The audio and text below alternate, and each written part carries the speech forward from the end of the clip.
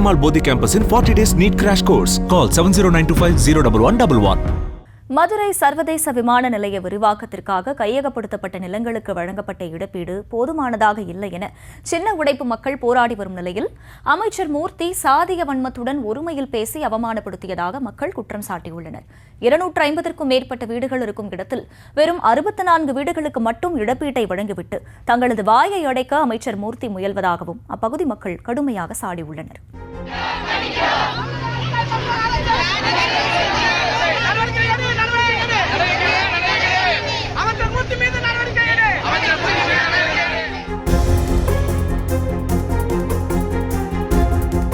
மதுரை சர்வதேச விமான நிலைய விரிவாக்க பணிக்காக 633 ஏக்கர் நிலம் கையகப்படுத்தப்பட்டது. அதில் சின்ன உடைப்பு கிராமத்தில் மட்டும் 18 ஏக்கர் நிலம் கையகப்படுத்தப்பட்டது. 1999 ஆண்டு கணக்கெடுப்பின்படி 18 ஏக்கர் நிலத்தில் 64 வீடுகளுக்கு இழப்பீடு அறிவிக்கப்பட்டு 2022 ஆண்டு வழங்கப்பட்டது. அப்பகுதியில் 250க்கும் மேற்பட்ட குடும்பங்கள் வசித்து வரும் நிலையில் வெறும் 64 குடும்பங்களுக்கு மட்டுமே இழப்பீடு வழங்கியுள்ளதாகவும் தொகையும் போதுமானதாக இல்லை எனவும் கிராம மக்கள் குற்றம் சாட்டி தாங்கள் வசித்து வரும் இடங்களை கொடுக்க முரண்டு பிடிக்கின்றனர். இது தொடர்பாக மக்கள் நீதிமன்றத்தில் உரிமை போராட்டத்தில் ஈடுபட்டு வரும் நிலையில் அமைச்சர் மூர்த்தி பொறுப்பற்ற முறையில் அநாகரீகமாக நடந்து கொண்டதாக குற்றச்சாட்டு எழுந்துள்ளது.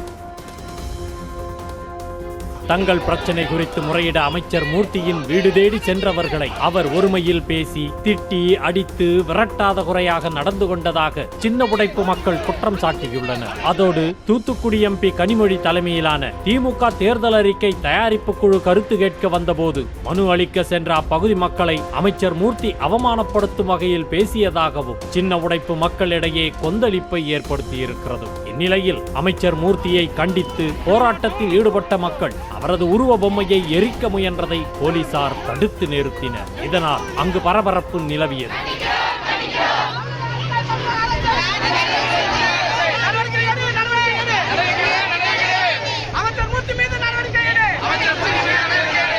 தாம் தான் இக்கிராமத்தை காப்பாற்றியதாக அமைச்சர் மூர்த்தி தம்பட்டம் அடித்துக் கொள்வதாக ஆதங்கப்படும் மக்கள் அவர் என்ன எஜமானரா என கேள்வி எழுப்பினர். சாதிய பாகுபாட்டுடன் தங்களிடம் நடந்து கொள்வதாகவும் அவர்கள் குற்றச்சாட்டை முன்வைத்துள்ளனர்.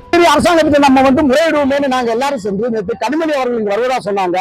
அந்த கனிமொழி அவர்களை சந்தித்து இந்த மக்களின் அடிப்படை பிரச்சனை என்ன, எப்படி பொய்யான தகவலை இந்த மூர்த்தியின் தூண்டுதலில் கொடுத்திருக்காங்கன்னு சொல்ல போனோம். அந்த இடத்துல இந்த வருவாய்த்துறை அமைச்சர் மூர்த்தி நாங்க நான் காப்பாத்தாம யாரு சின்னவரப்ப காப்பாத்தினா இல்லாட்டி இவங்க எல்லாம் இங்க இருந்திருப்பாங்க ஒருமையில பேசினாரு. அது ஒரு அநாகரிகமானது. அப்புறம் சொல்றாரு பிள்ளைகள்லாம் குழந்தைய தூக்கிட்டு என் வீட்டு வாசல்ல நின்னுச்சுங்க அப்படிங்கிறாரு. வீட்டு வாசல்ல நிக்கிறதுக்கு இவர் என்ன ஜமீன்தாரா? இதுக்கு நாங்க நிலம் கேட்கறதுக்கு? இவர் ஒரு அமைச்சர் என்று எங்க மக்கள் நம்பி போயிருக்காங்க. இவர் ஒரு ஜாதி வெறியர் என்பதை நிரூபிக்கிறார்.